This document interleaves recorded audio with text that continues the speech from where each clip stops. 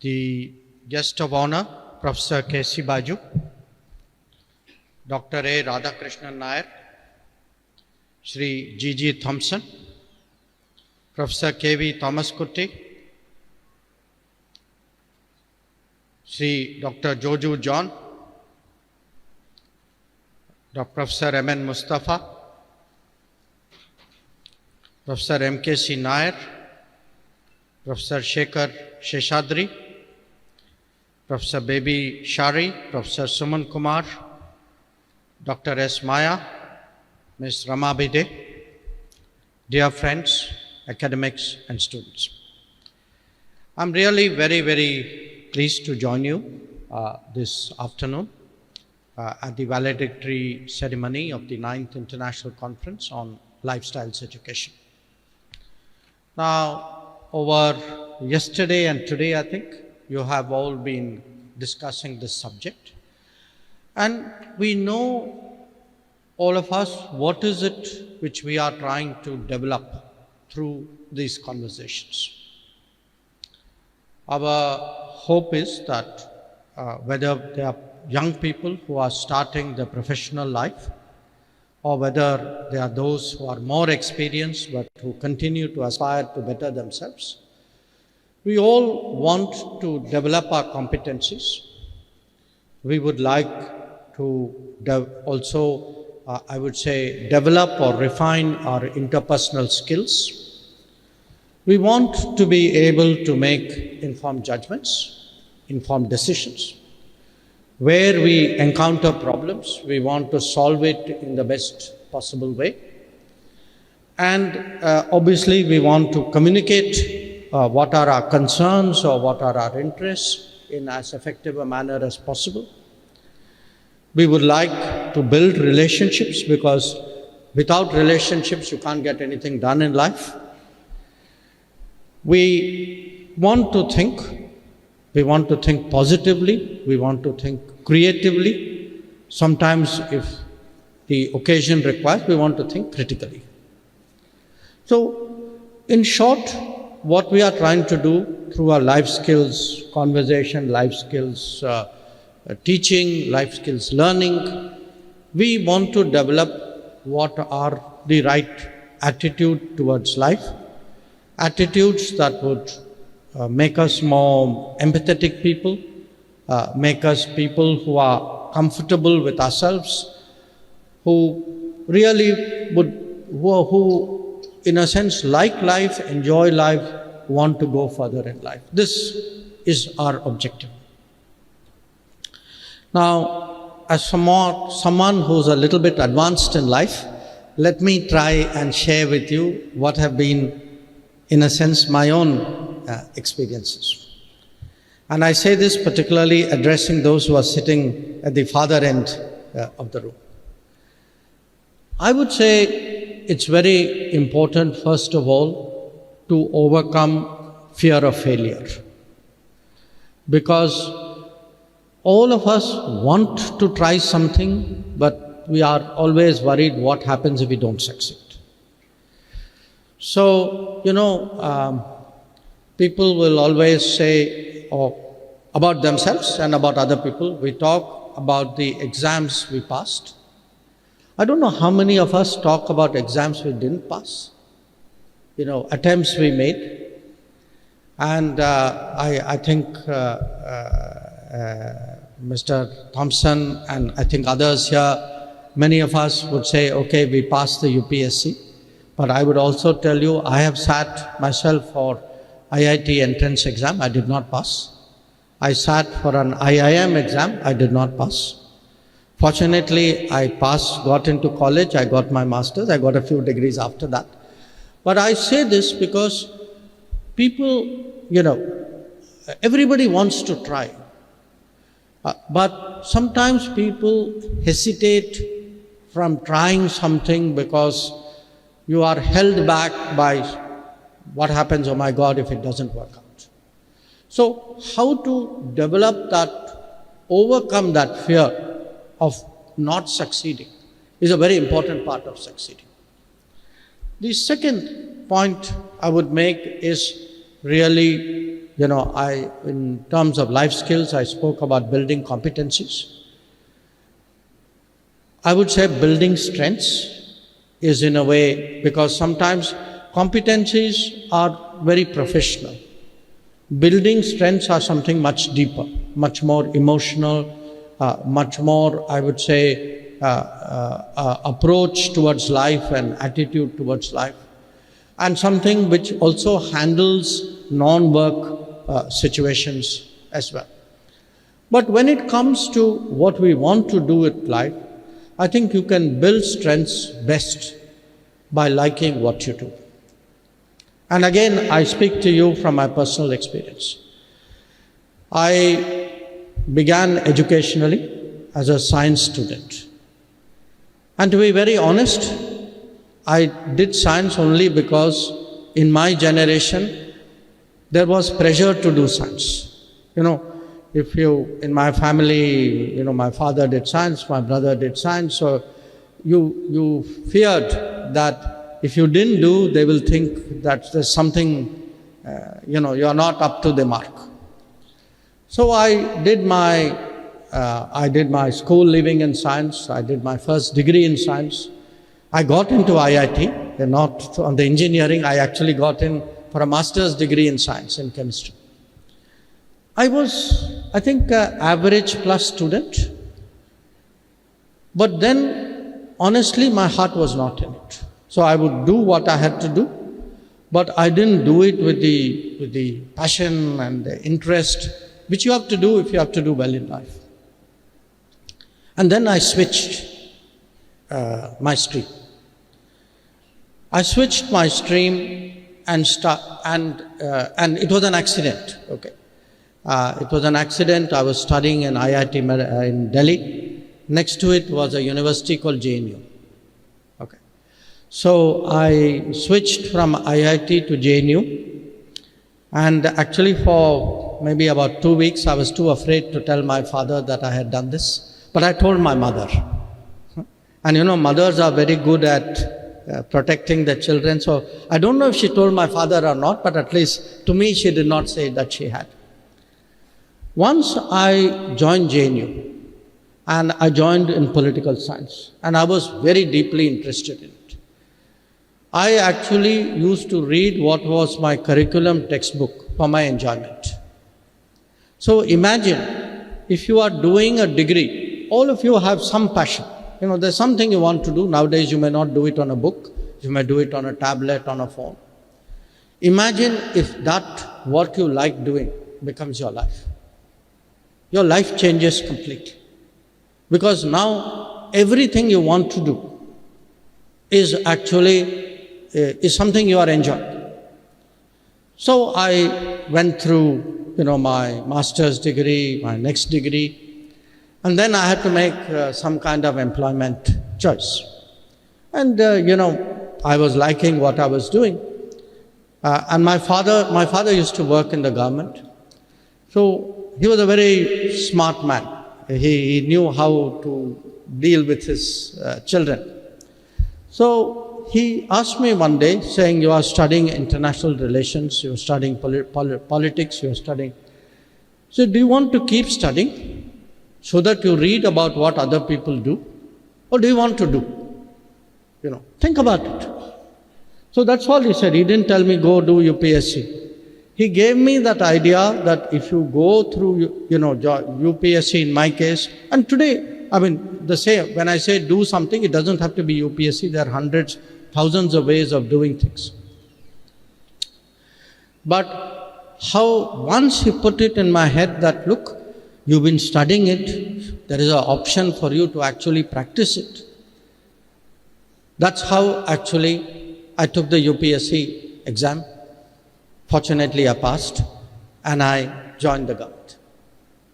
Now, I relate this to you because if I were to give a single, I would say, life skills and lifestyle advice, that one advice would be, try to do what you like to do. And I assure you, nothing will develop a more positive feeling in you towards life and towards your own daily activities. Now, having joined the government, we got to work. In my case, we went out to embassies. I did 8 embassies over 41 years. Worked in the government in Delhi. And then there are some learnings you pick up. And these are learnings you pick up because these are also life skills that you have learnt on the job. One of them is, of course, knowing your limits. Now you will say this is the opposite. On the one hand, I'm telling you, you should aim high, you should do everything, you should push yourself. So why is the same person telling you know your limits? Because in real life, all of us cannot know everything. But I think the smart ones know what they don't know. And more important, know someone who knows what they don't know. So often in life, it is you have your strengths, you have your competence. If you have developed the self-awareness, the humility, to say, okay, some things I don't know. I don't know, for example, I know very little about anything medical. I don't know that much about economics. I was asking Professor Baiju today, I will tell you, that is a further conversation. So I don't know very much about economics. But the key is, if you have the good relationships, and that is why relationships is important, that is where team spirit is important. If you know other people who, you say, okay, that friend of mine, that colleague of mine, this is a very famous person, very competent person. If you can develop that ability to tell yourself that I should be prepared, however advanced in life, I'm close to almost 50 years of work, There are still things I don't know. And by the way, particularly when it comes to a lot of tech matters, I talk to people who would be younger than my children. And I do that because I know that they know many things which I don't. So how to develop that attitude, practice that attitude, because often with people, and you don't, even younger people, often your ego, your self-esteem, they hold you back. You don't want to tell your best friends that, I actually don't know this. You want to look good. I want to look good in front of everybody. So how to overcome that desire to always look good? Match it with a sense that I will succeed if I get the right advice, the right input. I think that is also a great life skill. Now, that life skill actually is today central very much to developing a team spirit, to as I said, work with other people, to nurture interpersonal skills. And in this regard, as I said, it's important somewhere in life both to develop a purpose and a passion. If the two are same, you are on a fantastic course. They don't have to be the same. I have a great passion for cricket, but I don't think I will succeed. I could have succeeded in life as a cricketer. So sometimes your passions may be in parallel, with your purpose or your interest. Maybe that was a case where I knew my limits. So you can, I would say, go through life with these twin markers. What interests you, what motivates you, what drives you. What is it you are prepared to stay up later at night and get up early in the morning because something very, very interesting has happened. I'll tell you a small story which in a way will tell you what interest can do. I was in the year 2001, I was in the Czech Republic. Okay. In the Czech Republic, now is more connected. I'm talking 2001, which many of you would not, some of you may not even have been born here.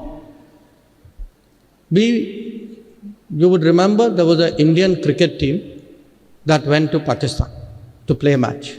You know, when Virender Sehwag, if my memory serves me right, scored his triple century in Multan. Now, I was living in Europe. It's 3.5 hours, 4.5 hours time difference. So, match starts at 9 o'clock in the morning, which is 4:30 in the morning.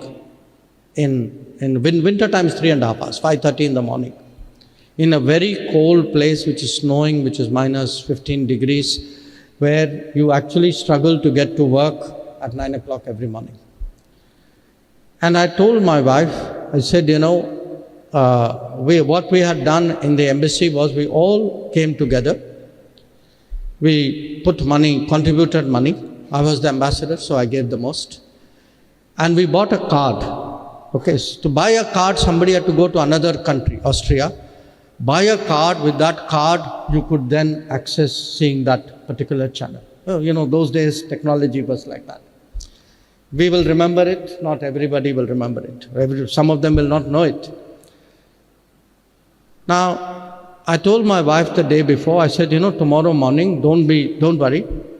From early morning, people will start coming home. You stay upstairs. Just clear up the drawing room area.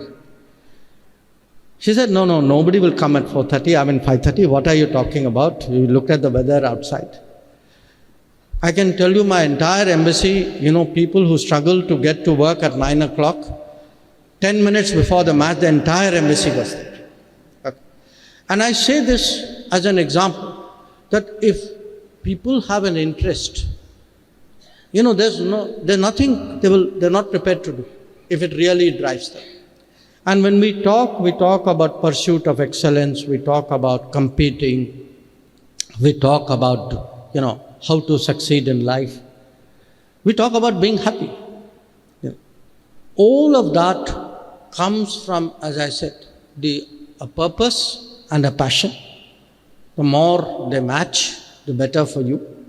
Don't be disappointed if they do not always match. That is also a reality in life. But if you can pursue it, I assure you that, you know, it will keep driving you.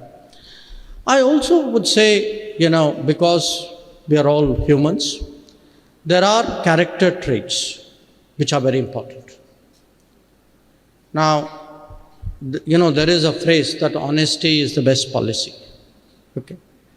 We all think it's a very noble thing to say. Actually, it's a very practical thing to say. Because if you are honest, you'll never have a problem remembering what it was.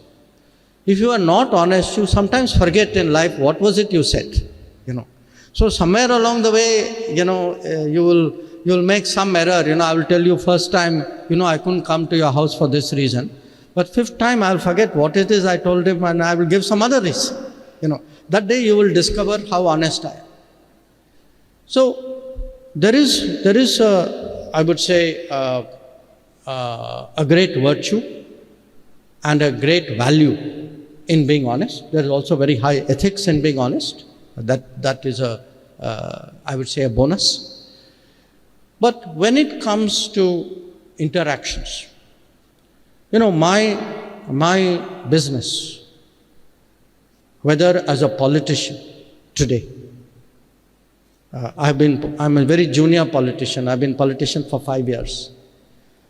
But I've been a diplomat for 41 years.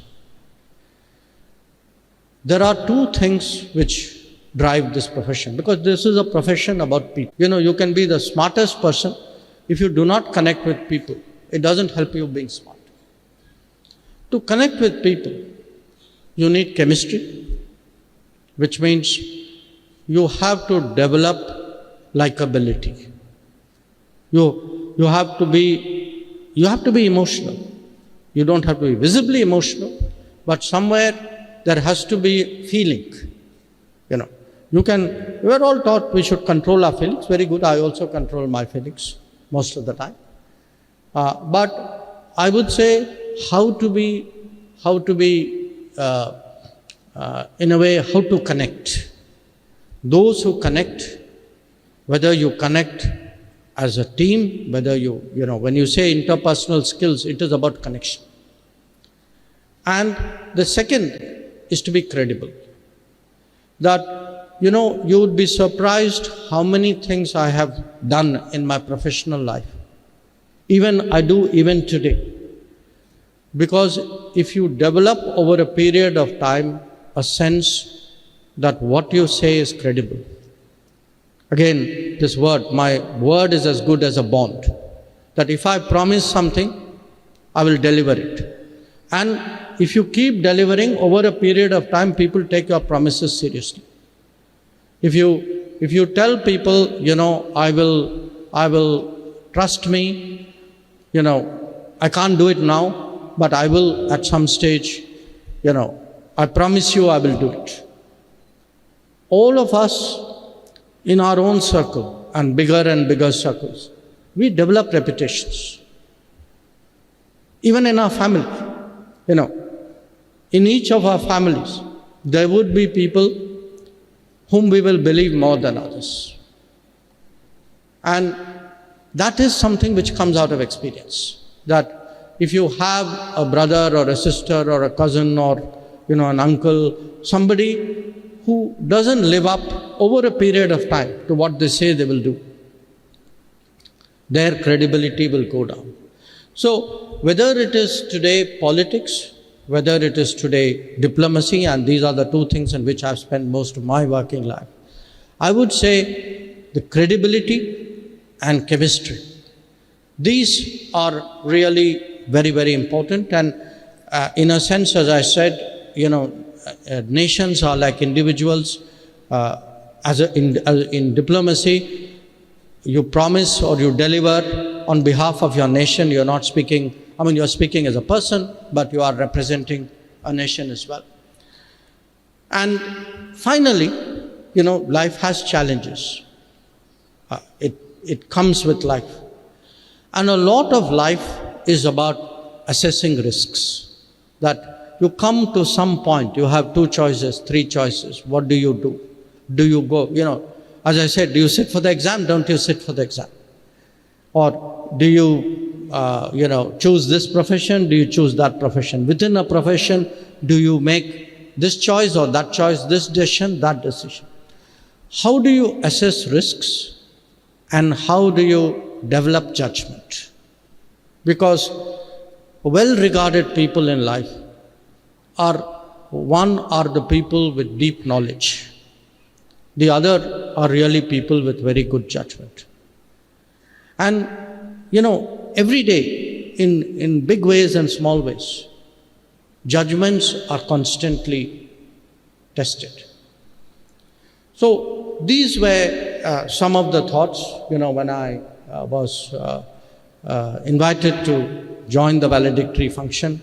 I thought, let me at least on life skills share some, if not skills, at least some thoughts from my own life, from experiences. But I came here today also because this morning I did a program called Vikasit Bharat Yatra, which is really to demonstrate what has changed in the country, in our society in the last 10 years. And you can say in a way, this is all that I spoke to you about. Communication, developing strengths. My previous event was actually about how we are today providing the country and the less fortunate and the more vulnerable with opportunities to develop life skills. Because those who have opportunities, those who are well placed, it's not difficult. It's natural from there you want to go forward. But it's always good to look over your shoulder. Not everybody is always as fortunate as we may be. So how do we, in a sense, not just improve ourselves, because that's why this term Vikasit Bharat. Vikasit Bharat is when 1.4 billion, 140 crores will all go forward. But they will go forward only if there are opportunities. And opportunities today mean every house must have water, piped water, every house must have power, everybody must have a road to the place where they live. People must have a house. Having a house is no longer a luxury. People must have opportunity for education. People must have health access. If they have health access, the medicine should be affordable. So these are, it can be very basic, like, this switching from firewood to gas. Now for, many of us in the room, probably we've never seen firewood. But there are still very large number of people in this country who cook on firewood. So part of, I would say, the responsibility which comes with progress is also that if you are a collective, looking after the entire collective is also something which is part of progress. And which is why, this event in the morning was so important for me. But I give you another example, because you would have seen this in the news today. A few days ago, a ship, a Liberian ship with an Indian captain and Indian crew, mostly Indian crew, was taken over by pirates. This was west of India. And yesterday, in fact, as I was coming in, I came from Kathmandu to Bangalore to Thiruvananthapuram. This was my journeys for the day. Actually, the Navy was in the act of boarding this ship.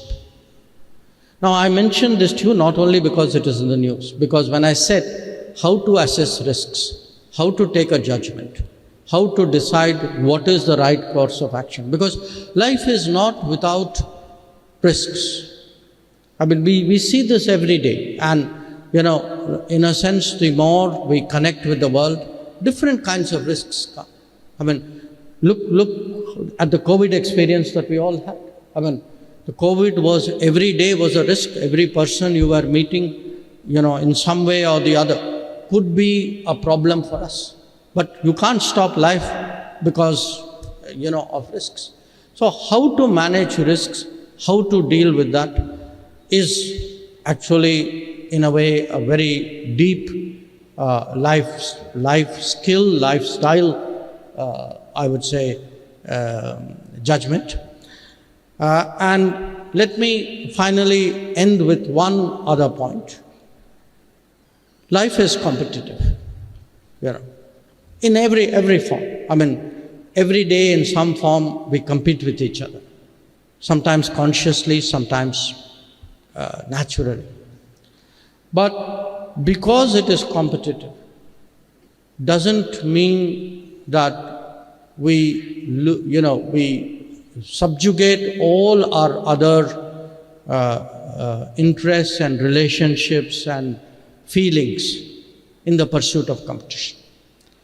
That sensible competition, I would say, it's a bit like running a sprint versus life is a marathon. You're running every day. So it's good. Even in a marathon, people, speed up and slow down. That can happen. But somewhere in life, the importance of values, in a sense, of standards, of norms, of ethics. That is why when I said develop a passion, but develop a purpose. I think having a purpose is also something which is very important in life. So let me conclude once again really by thanking you all for the opportunity to meet you today, to share some of my own experiences in life. I hope that this conference will be one step in the larger direction of what we are trying to do. And when we look again, when we speak about Vikasit Bharat, Vikasit Bharat will require a completely, a much higher level of, I would say, human skills, of human development, of human resources. And I do believe that what we are today talking about will be a very important aspect of that. So once again, thank you very much. Yellarkum namaskaram.